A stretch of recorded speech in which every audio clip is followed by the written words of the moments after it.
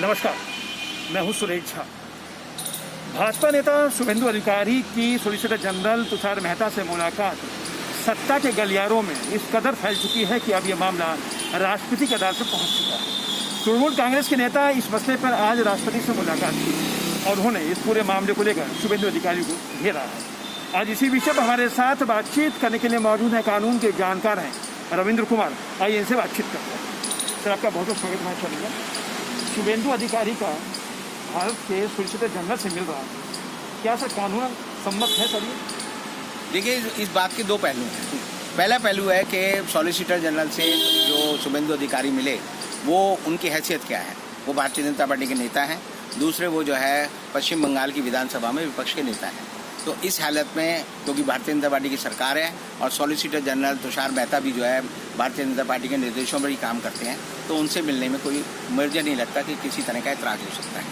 लेकिन इस मामले में नया मोड़ जब आता है, जब आपको पता चलता है कि शुभेंदु अधिकारी शारदा स्टिंग ऑपरेशन जो कांड है उसमें मुख्य अभियुक्त हैं और मुख्य अभियुक्त होने के कारण ही आपने देखा होगा कि 1-1.5 महीने पहले कितना हंगामा हुआ। कई मंत्रियों को सीबीआई ने अरेस्ट किया, उनकी जमानत पर झगड़ा हुआ और ऐसे में एक मुख्य अभियुक्त का भारत के सॉलिसिटर जनरल से मिलना अपने आप में एक विवादास्पद हो सकता है, क्योंकि इसे कॉन्फ्लिक्ट ऑफ इंटरेस्ट कहते हैं हम। क्योंकि शुभेंदु अधिकारी जो है अभियुक्त हैं सीबीआई के, और सीबीआई के पक्षधर जो है, सीबीआई के वकील जो हैं, वो जो है भारत के सॉलिसिटर जनरल तुषार मेहता हैं। तुषार मेहता जो है सीबीआई के लिए इस मामले में आप देखेंगे कि जब ये विवाद भी खड़ा हुआ तभी वो सुप्रीम कोर्ट में जो है पैरवी कर रहे थे और उन्होंने इस मामले में सीबीआई की तरफ से जाकर पश्चिम बंगाल कलकत्ता हाई कोर्ट में भी पैरवी की। तो ऐसी हालत में एक पार्टी के वकील का दूसरी पार्टी से मिलना अपने आप में अनुचित इसलिए है क्योंकि ये एडवोकेट एक्ट में भी जो है एक तरह से अनैतिक कृत्य माना जाता है और अनैतिक कृत्य की सज़ा है। आपको मैं एक याद दिलाना चाहूँगा कि ऐसा ही कांड हुआ था जब कोल स्कैम के बारे में जांच चल रही थी, तो सीबीआई ने एक सीक्रेट ऑपरेशन चलाया था और उसमें जो सरकारी पीपी थे और वो जो है कोल स्कैम के अभियुक्तों से मिल रहे थे, उनके बीच में कोई बातचीत हो रही थी और तब एक एफआईआर जो है पीपी के खिलाफ जो है सीबीआई ने दर्ज की थी और उस समय के जो पैरवी ऑफिसर थे उसके खिलाफ भी दर्ज हुई थी। तो इस हालत में अगर इन सब तथ्यों को देखा जाए और अगर हम ये मान लें कि तुषार मेहता और शुभेंदु अधिकारी ने सीबीआई केस की थोड़ी भी चर्चा की, तो इस मामले में ये कुकृत्य का मामला बनता है और इसमें एफआईआर दर्ज होनी चाहिए।